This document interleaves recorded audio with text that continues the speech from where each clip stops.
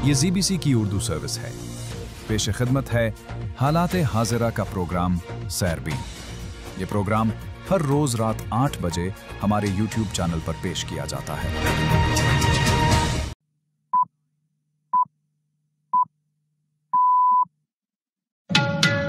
इतवार 26 अक्टूबर के सैरबीन से जावेद चौधरी का सलाम। अमरीकी सदर का कहना है कि वो पाकिस्तान और अफगानिस्तान का मसला जल्द हल करवा देंगे। So as you know, this is one of 8 wars that my administration has ended in just 8 months. We're averaging one a month. There is only one left. Although I heard that Pakistan and Afghanistan have started up, but I'll get that solved very quickly. Malaysia रवानगी के दौरान अमरीकी सदर का Qatar में गैर मुतवक्के क़याम। Well, I'm starting because you're in my country, so I want to welcome you, Mr. President. And as soon as I found out that he's coming to refuel, I said, I'm not going to allow him to take off unless I come and say hello to him. So thank you very much, Mr. Pakistan की मजहबी जमात तहरीक लब्बैक का उरूज, मुरीद के का operation और हुकूमती crackdown. जानिए अब तहरीक लब्बैक पाकिस्तान का मुस्तकबिल क्या होगा। TLP कैसे बनी और यहाँ तक कैसे पहुँची, और क्या पाकिस्तानी रियासत ने आखिरकार TLP को ख़त्म करने का, उसे डिसमेंटल करने का फैसला कर लिया है। पाकिस्तान के वजीर आजम शहबाज शरीफ 27 से 29 अक्टूबर तक सऊदी अरब का दौरा करेंगे। ये भी जानिए कि दुनिया के 5 जदीद तरीन शहर कौन से हैं जहाँ ड्राइवरलेस गाड़ियाँ और कैशलेस जिंदगी आम है, और ये भी कि क्या चैट GPT का नया ब्राउज़र गूगल क्रोम की अजारादारी को चैलेंज कर सकता है। भारतीय हेयर स्टाइलिस्ट जावेद हबीब पर फ्रॉड के 32 मुकदमात, दर्जनों मुतासरीन की रकम गायब। और ये भी जानिए कि माइक्रो प्लास्टिक्स हमारे जिस्म में कैसे दाखिल होते हैं। क्या आप जानते हैं कि हम हर हफ्ते 5 ग्राम प्लास्टिक निगल जाते हैं? इतने प्लास्टिक से एक क्रेडिट कार्ड बनाया जा सकता है। इसके अलावा दीगर खबरें भी आज के सैरबीन में शामिल रहेंगी, मगर हमेशा की तरह पहले अहम आलमी खबरों का खुलासा।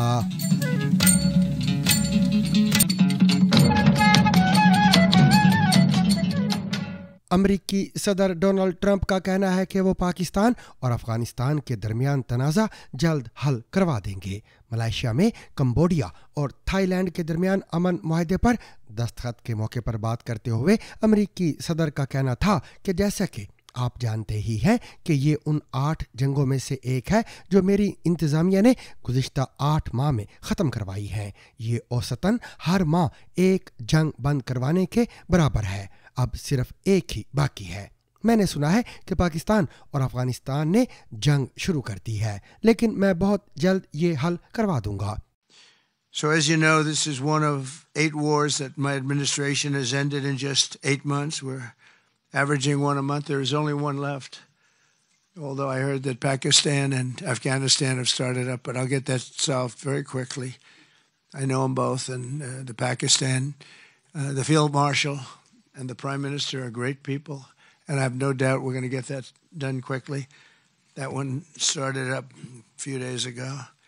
उनका कहना था कि वो पाकिस्तान के फील्ड मार्शल और वजीर आजम दोनों को जानते हैं और वो बहुत ज़बरदस्त लोग हैं। मुझे कोई शक नहीं कि हम बहुत जल्द ये मामला हल कर लेंगे जो कुछ रोज़ पहले शुरू हुआ है। वाज़ेह रहे कि रवा महीने पाकिस्तान और अफगानिस्तान के दरमियान शदीद झड़पें देखने में आई थी और दोनों ममालिक ने एक दूसरे का भारी जानी व माली नुकसान करने का दावा भी किया था। इन झड़पों का खात्मा 19 अक्टूबर को दोनों ममालिक के दरमियान कतर में होने वाले मुज़ाकरात के सबब हुआ था। पाकिस्तान और अफगानिस्तान के दरमियान सरहदी कशीदगी के बाद दोहा में होने वाले अमन मुआहदे के तहत मुज़ाकरात का दूसरा दौर शनिचर को तुर्की के शहर इस्तांबुल में शुरू हुआ है। इस्तांबुल में होने वाले मुज़ाकरात का मकसद दोनों ममालिक में जंग बंदी समेत मसाइल के तवील मुद्दती हल पर बातचीत है। पाकिस्तान इल्ज़ामात आयद करता आया है कि शिद्दत पसंद अफ़गानिस्तान की सरजमीन इस्तेमाल करते हुए पाकिस्तान के अंदर हमले करते हैं। अफ़गानिस्तान इन इल्ज़ामात की तरदीद करता आया है। अमरीकी सदर का कहना था कि उनके ख्याल में जंगे रुकवाने का काम एक ऐसा काम है जो वो कर सकते हैं। अगर मैं कुछ वक्त लगाकर लाखों लोगों की ज़िंदगियां बचा सकता हूं तो मुझे नहीं लगता कि इससे बेहतर कुछ और करने को है। انہوں نے دعویٰ کیا کہ ان سے قبل کسی صدر نے کبھی کوئی جنگ حل نہیں کروائی. جنگیں شروع ضرور کرتے تھے لیکن رکواتے نہیں تھے. ایسا تاریخ میں کبھی نہیں ہوا ہے. اتوار کے روز صدر ٹرمپ کی موجودگی میں تھائی لینڈ کے وزیر اعظم انوتین اور کمبوڈیا کے وزیر اعظم ہون مانٹ نے ایک مشترکہ امن معاہدے پر دستخط کیے. آج کے معاہدے کے ساتھ ہی صدر ٹرمپ کا کمبوڈیا کے ساتھ تجارتی معاہدے اور تھائی لینڈ کے ساتھ نایاب مدنیات کا معاہدہ یہ ظاہر کرتا ہے کہ ان کی انتظامیہ ان تجارتی معاہدوں کو دوسرے ممالک پر سفارتی دباؤ ڈالنے کے لیے استعمال کرتی رہے گی. ان کا کہنا تھا کہ جب تک کمبوڈیا اور تھائی لینڈ کے درمیان امن قائم رہے گا امریکہ ان کے ساتھ بہت ساری لین دین کرے گا. But now I'd like to ask Prime Minister Anwar to say a few words, and then we'll hear from Prime Minister Hun Manet and Prime Minister Newton. And these are, I just have to say it for a last time, these are incredible men. The way they came together, the way they worked so hard, and we worked long hours. It was not long days because the days were few in number, but the hours were very long and very intense. There was a lot of intensity going on because there was a lot of shooting happening while we were talking. That brings it to a new level. And اس سے قبل پاکستان اور India کے درمیان جنگ رکوانے کا دعویٰ کرتے ہوئے انہوں نے کہا تھا کہ انہوں نے دونوں ملکوں کے درمیان لڑائی رکوانے کے لیے تجارت کا استعمال کیا تھا. امریکہ کے صدر ڈونلڈ ٹرمپ کا کہنا ہے کہ غزہ میں جلد امن فوج بھیجی جائے گی. امریکی صدر دورہ ملائیشیا پر جا رہے تھے کہ ان کا طیارہ قطر کے دارالحکومت میں ایندھن بھرنے کے لیے رکا. اس دوران قطر کے امیر تمیم بن حمد الثانی نے امریکی صدر کے طیارے ایئر فورس ون پر ان سے ملاقات کی. اس موقع پر صدر ٹرمپ کا کہنا تھا کہ جلد غزہ میں ایک بین الاقوامی امن فوج بھیجی جائے گی. Well, I'm starting because you're in my country, so I want to welcome you, Mr. President. And as soon as I found out that he's coming to refuel, I said, I'm not going to allow him to take off unless I come and say hello to him. So thank you very much, Mr. President, and it's always great seeing you. well, the Emir is one of the great rulers of the world, not just the Middle East. He's loved, he's beloved and respected by his country. I don't know what's more important, being beloved or respected. Both. You have a preference? Because you have both. You're one of the few. And the Prime Minister has been my friend and a friend to the world. And we've done a lot together in the last, especially in the last year. What we've done is incredible. Peace to the Middle East. And they were a very big factor in it. So I just want to thank you. I was thinking, we're landing here, we're going to fuel up, and it's such an honor to have you on the plane. اس سے قبل گزشتہ روز امریکی وزیر خارجہ Marco Rubio نے کہا تھا کہ بہت سے ممالک نے غزہ میں بین الاقوامی امن فورس کا حصہ بننے کی پیشکش کی ہے. دورہ اسرائیل کے دوران مارکو روبیو کا کہنا تھا کہ امن فوج کی تشکیل کے لیے بات چیت جاری ہے اور جتنی جلدی ممکن ہو سکا اسے تعینات کر دیا جائے گا. تاہم فی الحال یہ واضح نہیں کہ حماس کے ساتھ سمجھوتے کے بغیر ایسی فورس کو کیسے تعینات کیا جائے گا. تحریک لبیک پاکستان یعنی TLP پر حکومت پاکستان نے باقاعدہ پابندی عائد کر دی ہے. اس فیصلے سے قبل مرید کے میں ایک بڑا آپریشن اور تنظیم کے خلاف سخت کریک ڈاؤن کیا گیا. اب یہ سوال شدت سے اٹھ رہا ہے کہ کیا ریاست نے TLP کے حوالے سے اپنی پالیسی تبدیل کر لی ہے اور کیا اب اسے سیاست اور احتجاج کے میدان میں مکمل طور پر باہر کر دیا جائے گا. اس سوال کا جواب جاننے کی کوشش کی ہے ہماری ساتھی عالیہ نازکی نے. اکتوبر میں ایک مرتبہ پھر تحریک لبیک پاکستان TLP سڑکوں پر نظر آئی. TLP کے پچھلے مظاہروں کی ہی طرح اس بار بھی تشدد، پتھراؤ، پولیس کے ساتھ تصادم، سرکاری اور نجی املاک پر حملوں کے وہی مناظر جو پاکستان پہلے بھی کئی بار دیکھ چکا ہے. ہاں، ایک بات جو اس بار مختلف تھی وہ یہ تھی کہ اس بار ان مظاہروں کے خلاف ایک سخت کریک ڈاؤن کیا گیا اور حکومت نے TLP کو کالعدم قرار دینے، اسے بین کرنے کا فیصلہ کیا. خیر، یہ بھی کم سے کم ایک بار پہلے ہو چکا ہے. پنجاب کی وزیر اعلیٰ کے دفتر سے جاری ہونے والے ایک بیان میں کہا گیا کہ ہر اس شخص کو گرفتار کیا جائے گا جو لوگوں کو تشدد پر اکسانے، نفرت پھیلانے یا قانون کو اپنے ہاتھ میں لینے کی कोशिश करेगा और सूबाई हुकूमत की जानिब से TLP पर पाबंदी लगाने, उसे कलअदम जमात करार देने के लिए वफाकी हुकूमत से सिफारिश की गई है। इसके अलावा पार्टी के रहनुमाओं को एंटी टेररिज्म एक्ट के 4th शेड्यूल की लिस्ट में शामिल किया जाएगा, यानी इनका नाम ऐसे अफराद की लिस्ट में डाला जाएगा जिन पर दहशतगर्दी और फ़िरक़ावारियत में मुलव्विस होने का इल्ज़ाम हो। इस तनाजुर में आज सैरबीन में 2 सवालों का जवाब देने की कोशिश करेंगे। TLP कैसे बनी और यहाँ तक कैसे पहुंची, और क्या पाकिस्तानी रियासत ने आखिरकार TLP को ख़त्म करने का, उसे डिसमेंटल करने का फैसला कर लिया है। देखिए, मजहबी और सियासी जमातें तो दुनिया के बहुत से ममालिक में होती हैं, उनके हुकूमत और रियासत के साथ ताल्लुकात भी होते हैं, लेकिन पाकिस्तान में अगर हम इस मजहबी और सियासी जमात तहरीक-ए-लब्बैक पाकिस्तान पर नज़र डालते हैं तो रियासत के साथ इसका अजीब व ग़रीब सा ताल्लुक़ नज़र आता है। कभी ये एस्टैब्लिशमेंट और मेन स्ट्रीम सियासी जमातों की आंख का तारा तो कभी आंख का कंकर बन जाती है। TLP के एहतजाज को कभी ताकतवर हलकों की जानिब से ऐसी हिमायत हासिल होती है कि हुकूमतें इसके एहतजाज को रोकने के बजाय हाथ जोड़कर मुआहदे करती नजर आती हैं, तो कभी TLP के कारकुनों और रहनुमाओं की बुरी तरह दुर्गत बनाई जाती है। ऐसा महसूस होता है कि उतार चढ़ाव का ये सिलसिला एस्टैब्लिशमेंट और कुछ मेन स्ट्रीम सियासी जमातों की वक्ती ज़रूरतों के हिसाब से चलता है। उरूज ज़वाल के इस खेल में आजकल TLP पर बुरा वक्त है और उसे मैदान से निकाला जा रहा है। आज हम प्रोग्राम में TLP की तारीख और इसके असर व रसूख पर तफसील से बात करेंगे, लेकिन आइए पहले ये समझने की कोशिश करते हैं कि TLP और पाकिस्तानी रियासत का आपस में क्या और किस तरह का ताल्लुक़ है। ये ताल्लुक़ एक लिहाज से काफ़ी पेचीदा लेकिन सादा भी है। इसे समझने के लिए हमें चंद साल पहले की एक वीडियो, कुछ तस्वीर और सुप्रीम कोर्ट की एक जजमेंट को देखना होगा। आपको 2017 के TLP के मुजाहरे और उसके बाद के ये मनाजिर याद हैं? नवंबर 2017 में इस्लामाबाद और रावलपिंडी के संगम पर वाक़े फैज़ाबाद इंटरचेंज पर TLP ने ख़त्म नबूवत के हलफनामे में मुतनाज़े तरमीम के ख़िलाफ़ धरना दिया था।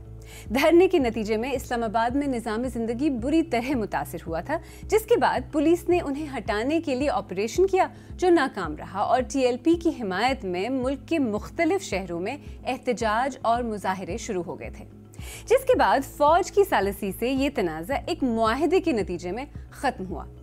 इस सारे मामले के दौरान सोशल मीडिया पर एक वीडियो नजर आई जिसमें पंजाब रेंजर्स के उस वक्त के director general major general Azhar Naveed Hayat को मुजाहिरीन में लिफाफे बांटते देखा जा सकता है। वीडियो में कहा जाता है कि उन मुजाहिरीन के पास वापसी का किराया नहीं था। वीडियो में जनरल हयात एक बारिश शख्स से कहते हैं, ये हमारी तरफ से तुम्हारे लिए है, क्या हम आपके साथ नहीं हैं? इस मामले को रफा दफा कराने वालों के लिए तो बात वहीं ख़त्म हो गई थी, लेकिन सुप्रीम कोर्ट इस पर नोटिस लेती है और 7 फरवरी 2019 को सुप्रीम कोर्ट के जज जस्टिस काजी फायज ईसा इस धरने के खिलाफ अज खुद नोटिस के फैसले में धरने को ख़त्म कराने के लिए किए जाने वाले मुआहदे को गैर कानूनी और गैर आईनी करार देते हैं। जस्टिस काजी फायज ईसा ने अपनी जजमेंट में सियासी मामलात में इंटेलिजेंस एजेंसियों के किरदार पर तनकीद की। उन्होंने अपनी जजमेंट में लिखा कि हुकूमत, कानून नाफिज करने वाले इदारे, खुफिया एजेंसीज और फौज का शोबा ताल्लुकात आम्मा अपने दायरे कार में रहते हुए काम करें। उन्होंने आर्मी चीफ समेत अफवाज पाकिस्तान के सरबराहान को हुक्म दिया था कि वो अपने उन मातहत एहलकारों के खिलाफ सख्त कार्रवाई करें जिन्होंने अपने हल्फ की खिलाफ वर्जी करते हुए सियासी अमूर में मुदाखलत की है। इसके बाद अदालत के हुक्म पर बनाए गए हुकूमत के इंक्वायरी कमीशन की रिपोर्ट में कहा गया था कि पाकिस्तान की खुफिया एजेंसी ISI के उस वक्त के DGC मेजर जनरल फैज़ हमीद ने सिक्योरिटी एस्टैब्लिशमेंट की जानिब से इस मुआहदे पर बतौर सालिस हुकूमत और तहरीक-ए-लब्बैक पाकिस्तान के दरमियान मुज़ाकरात में किरदार अदा किया था और ऐसा उन्होंने DG ISI और आर्मी चीफ की इजाज़त से किया था। तो बैकग्राउंड ये है और अब TLP का नाम हालिया दिनों में एक मरतबा फिर मंजर आम पर है। एक मरतबा फिर एहतजाज, हलाकतें और तोड़फोड़ और एक मरतबा फिर TLP पर पाबंदी की बातें। शायद आपको याद हो, इस जमात को अप्रैल 2021 में भी कलअदम करार दिया जा चुका है। इसके मरकजी रहनुमाओं को जेलों में बंद किया गया, लेकिन TLP के सड़कों पर आने का सिलसिला बंद न हो सका और आखिरकार सिर्फ 7 माह के बाद ही यानी नवंबर 2021 में हुकूमत ने ये पाबंदी हटा ली और कहा कि ऐसा कौमी मफाद में किया गया है। आइए यहाँ पर इस जमात की तारीख और उन हालात पर एक नजर डालते हैं जो माहिरीन के मुताबिक TLP के क़याम और मकबूलियत में मददगार साबित हुए। जनवरी 2011 में पंजाब के गवर्नर सलमान तासीर को उनके एक गार्ड मुमताज कादरी ने फायरिंग करके हलाक कर दिया। सलमान तासीर तौहीन रिसालत के इल्जाम में गिरफ्तार एक मसीही खातून आसिया बीबी के हक में बात कर रहे थे और पाकिस्तान के ब्लास्फेमी लॉज पर मुसलसल तनकीद कर रहे थे। अदालत ने सलमान तासीर के कत्ल के मुजरिम मुमताज कादरी को सजाए मौत सुनाई, जिस पर अमल दरामद रुकवाने के लिए एक तहरीक शुरू हुई जो TLP के क़याम में मददगार साबित हुई। इस एहतजाजी तहरीक के बावजूद फरवरी 2016 में मुमताज कादरी को फांसी तो दे दी गई, लेकिन रावलपिंडी के लियाकत बाग में उनके जनाजे में लाखों अफराद शरीक हुए। तमाम मुसलमानों के जज्बात को सख्त तरीन ठेस पहुंचाई गई है और हमारे जज्बात मजरूह हुए हैं। मुमताज कादरी की फांसी और उनके जनाजे का इज्तिमा TLP के इर्तिका में एक अहम मोड़ साबित हुआ। इसके बाद 4 मजहबी तंजीमों का इत्तेहाद बना, जिसका नाम तहरीक लब्बैक या रसूल अल्लाह रखा गया और जिसमें अल्लामा खादिम हुसैन रिजवी की तंजीम अंजुमन फ़िदायान ख़त्म नबूवत भी शामिल थी।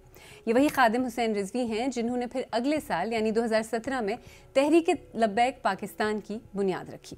2017 में अपने क़याम के बाद TLP मुसलसल खबरों में रही है। शायद आपको 2018 में पाकिस्तानी निजाद अमरीकी इकोनॉमिस्ट आतिफ मियाँ याद हों, जो कि अहमदी हैं और जिनको TLP की मुखालफत की वजह से PTI हुकूमत में शामिल नहीं किया गया।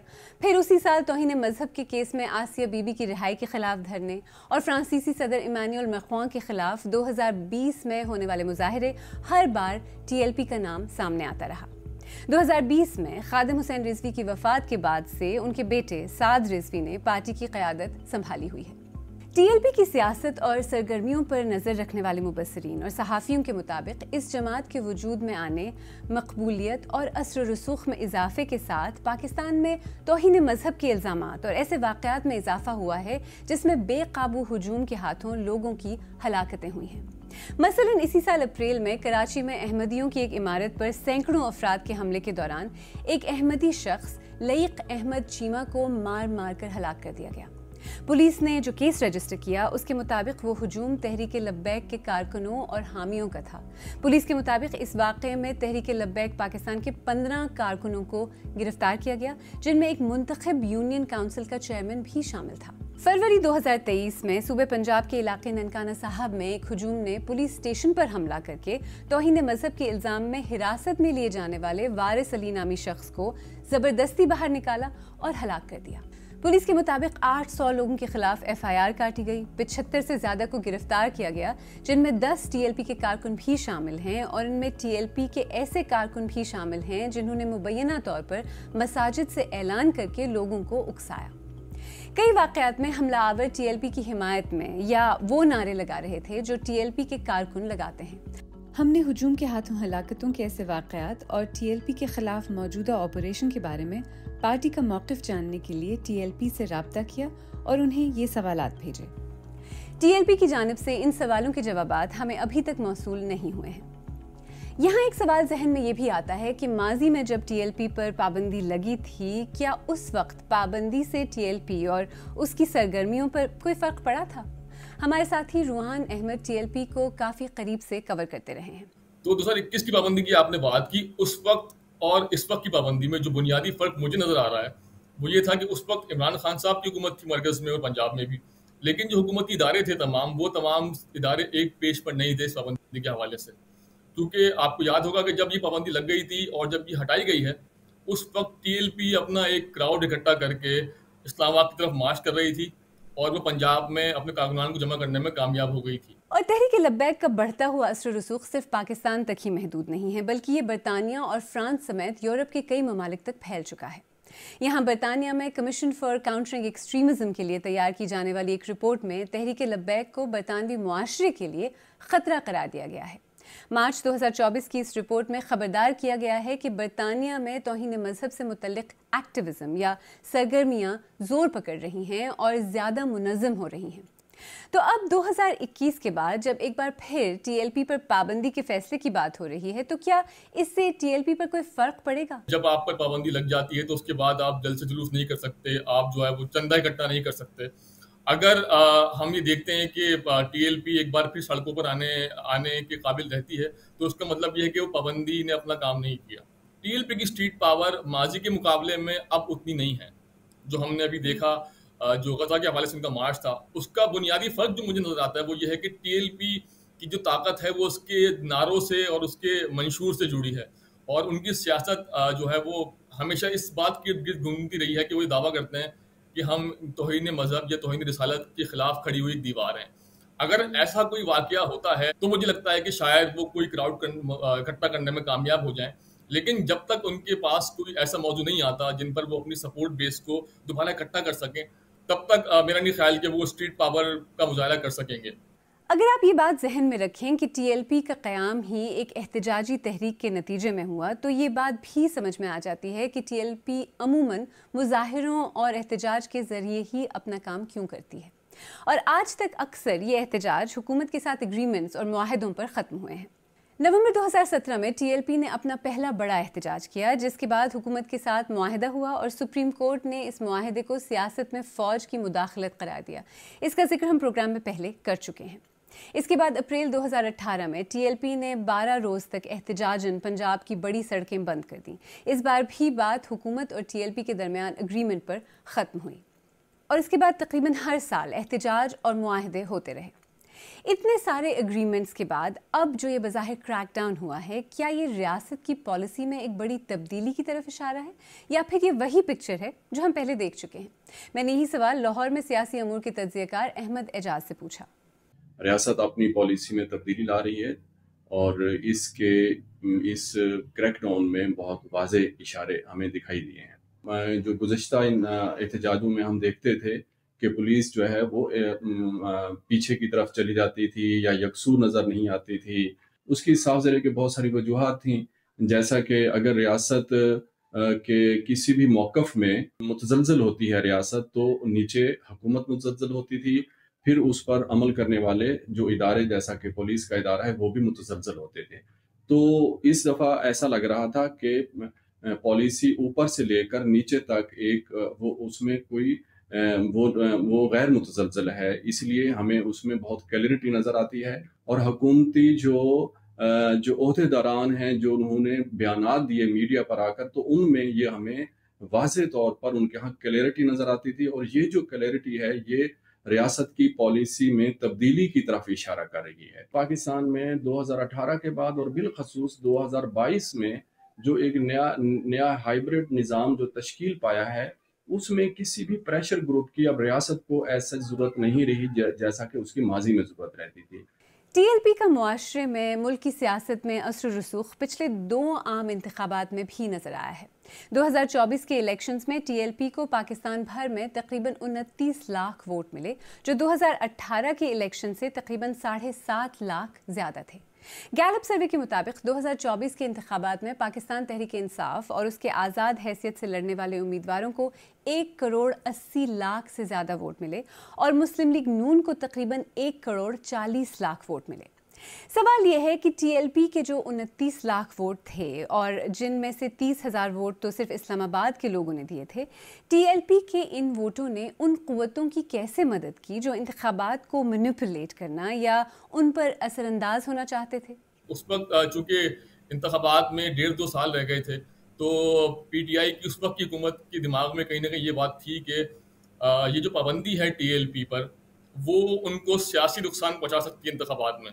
اور اس کا بیک گراؤنڈ یہ تھا کہ 2018 کے انتخابات جب ہو رہے تھے تو اس وقت نون لیگ کی حکومت نون لیگ جو تھی وہ زیر آتاب تھی، اور ان کے رہنما ہمیں جلسوں اور جلوسوں میں اور پرائیویٹ کنورزیشنز میں یہ بتایا کرتے تھے کہ TLP کو ان کا ووٹ بینک تقسیم کرنے کے لیے بنایا گیا ہے۔ ماہرین کہتے ہیں کہ 2021 میں TLP پر بین لگنے اور پھر صرف 7 ماہ بعد ہٹائے جانے کے بعد TLP کو ملک کے سیاسی منظرنامے میں کسی حد تک ایک اہم سٹیک ہولڈر بننے کا موقع ملا۔ TLP صرف اپنے حامیوں کے لیے ہی نہیں بلکہ مین سٹریم سیاسی جماعتوں کے رہنماؤں کے لیے بھی اہم ہو گئی۔ خاص طور پر پنجاب میں کئی حلقوں میں TLP اپنے چند ہزار ووٹوں کی وجہ سے مین سٹریم پارٹیز کی ناکامی یا کامیابی کا سبب بننے لگی۔ 2024 کے انتخابات سے پہلے عمران خان کی PTI کی طرف سے TLP کے ساتھ الائنس یا اتحاد کی بات ہوئی۔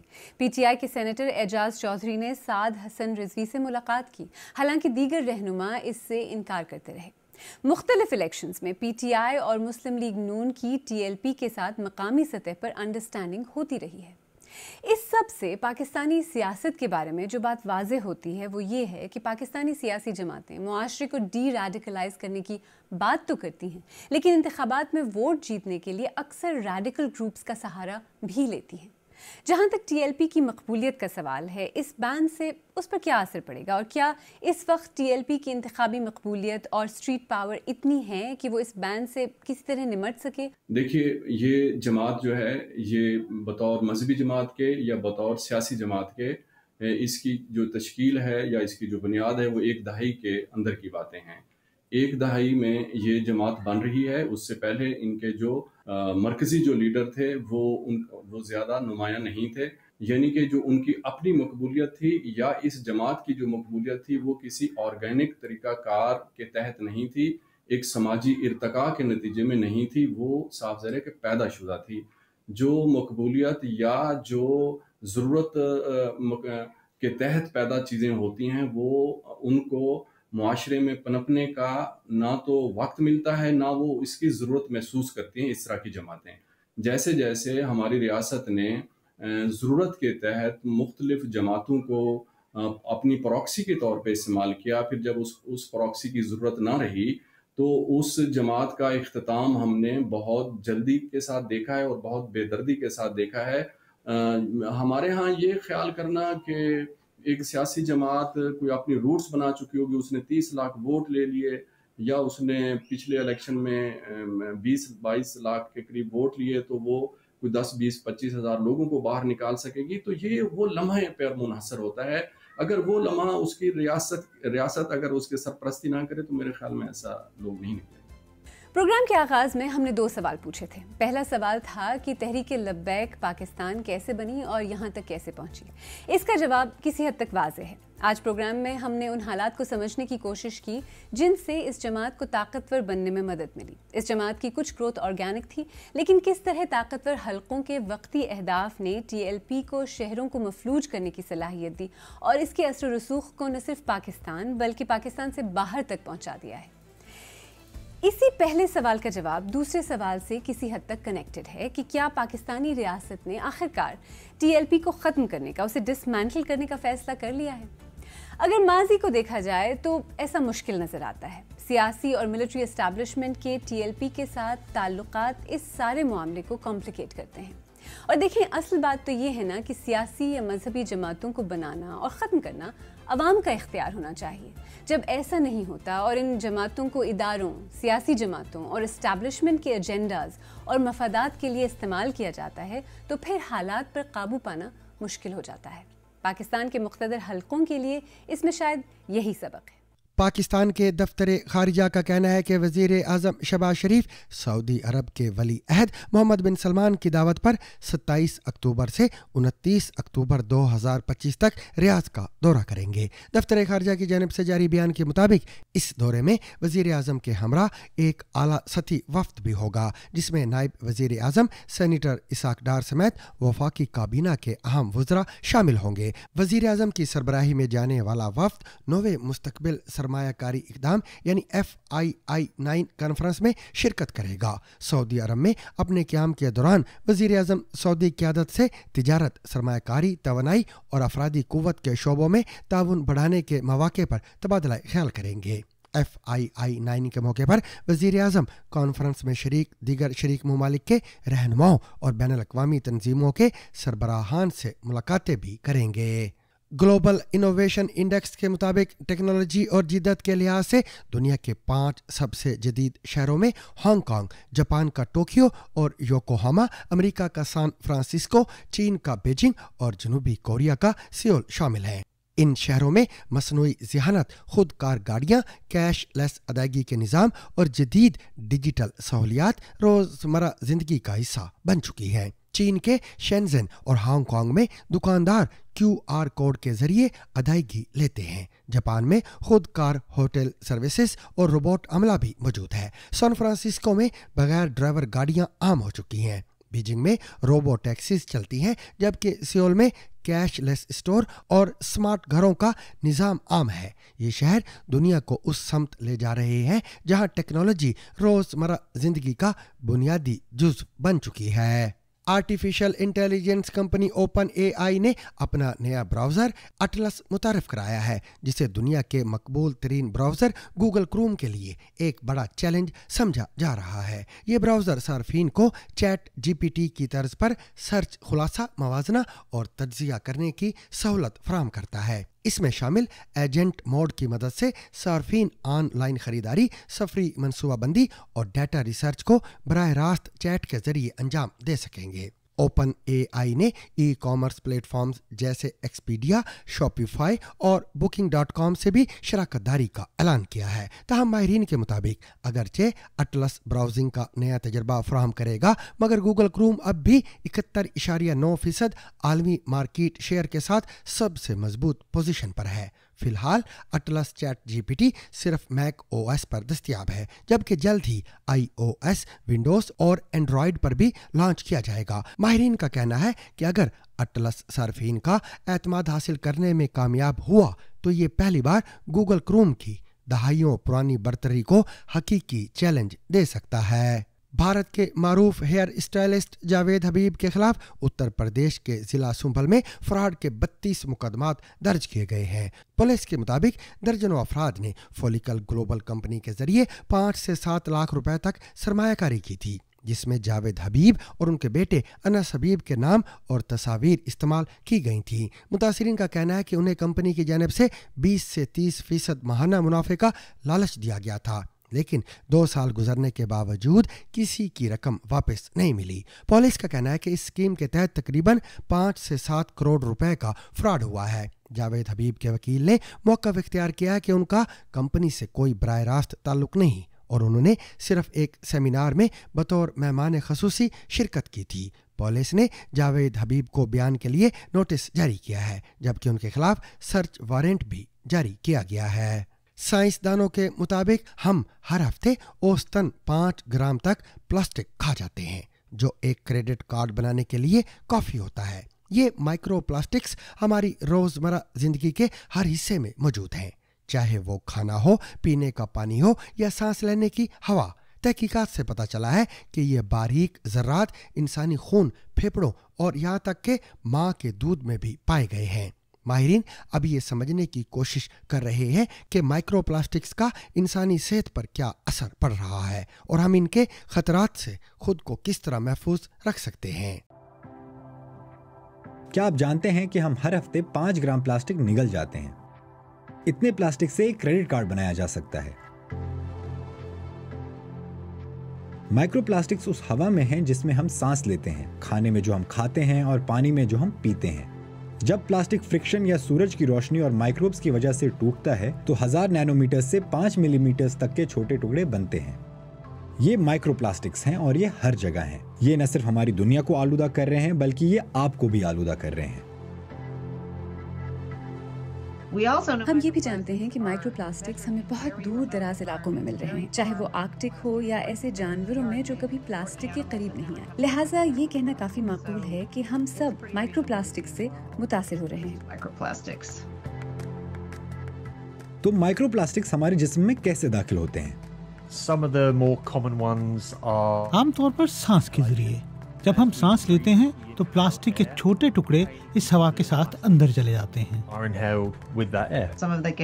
कुछ पानी में शामिल हो जाते हैं और इस तरह ये पीने के पानी के जरिए हमारे जिस्म में दाखिल हो सकते हैं। ये मछली या दूसरे जानवरों के अंदर मौजूद हो सकते हैं और फिर जब हम उनका गोश्त खाते हैं तो हमारे अंदर जा सकते हैं। अगर माइक्रोप्लास्टिक्स काफी छोटे हों तो वो हमारी जिल्द में मौजूद फॉलिकल्स के जरिए अंदर जा सकते हैं। सड़क पर लंबे अरसे तक वक्त गुजारने और टायरों से निकलने वाले बहुत ज्यादा बारीक रबड़ के टुकड़ों के सामने आने का मतलब है कि आपको ज्यादा एक्सपोजर हुआ होगा।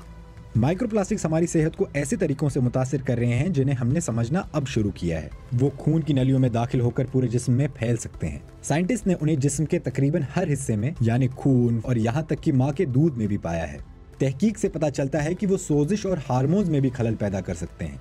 जो बात हमारे इल्म में आई वो ये है कि माइक्रोप्लास्टिक्स हमारे हाजमे, सांस या फेफड़ों के काम करने और तौलीदी सेहत को नुकसान पहुंचा सकते हैं। माइक्रोप्लास्टिक्स को बड़ी आंत और फेफड़ों के कैंसर के बढ़ते हुए खतरे से जोड़ा जा सकता है।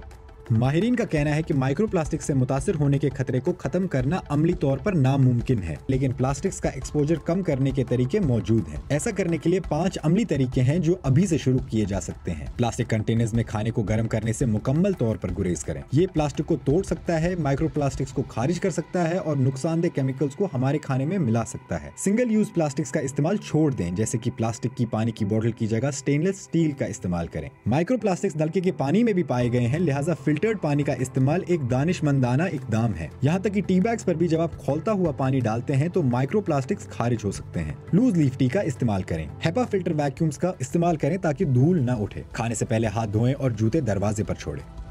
अपने प्लास्टिक के इस्तेमाल पर नजरसानी करें, शऊरी तब्दीलियां करें और इन मशवरों को दूसरों के साथ शेयर करें। मिलकर हम अपने एक्सपोजर को कम कर सकते हैं और अपनी सेहत की हिफाजत कर सकते हैं। और सामीन, इसके साथ ही आज का सैरबीन अपने इख्तिताम को पहुंचा। मुझे और मेरी पूरी टीम को कल तक के लिए इजाजत दीजिए, लेकिन इजाजत लेने से कबल अब तक की खास खबरें।